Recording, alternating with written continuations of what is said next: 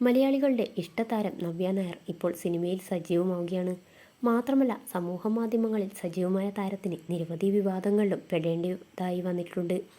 അത്തരത്തിൽ കഴിഞ്ഞ ദിവസം പത്തനംതിട്ട കോഴഞ്ചേരിയിലെത്തിയ നവ്യ നായർക്ക് നേരിടേണ്ടി വന്ന സംഭവമാണ് ഇപ്പോൾ വൈറലാവുന്നത്.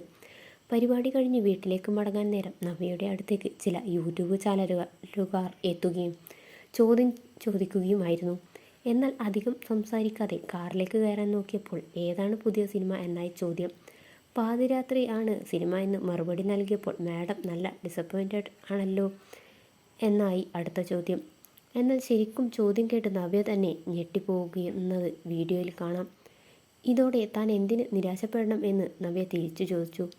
മാത്രമല്ല ആ ചോദ്യം എത്രത്തോളം നവ്യയെ ബാധിച്ചുവെന്ന് അവരുടെ ഭാവങ്ങളിൽ നിന്നും വ്യക്തവുമാണ്.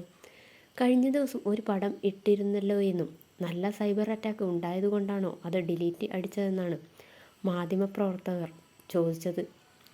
ഏതു പടമാണെന്ന് തനിക്ക് അറിയില്ലെന്നും തൻ്റെ പേജൊക്കെ നോക്കുന്നത് വേറെ ടീമാണെന്നും നടി പറഞ്ഞു. സൈബർ അറ്റാക്കിനെ കുറിച്ചൊന്നും അറിയില്ലെന്നും നവ്യ മറുപടി നൽകിയെങ്കിലും അപ്പോഴും ചോദ്യങ്ങൾ ആവർത്തിച്ചതോടെ നവ്യ കാറിൽ കയറി പോവുകയായിരുന്നു. മാത്രമല്ല ഭർത്താവുമായുള്ള ചിത്രങ്ങൾ കാണാത്തതോടെ ആ ചോദ്യവും പലപ്പോഴും ഉയരുന്നുണ്ട്.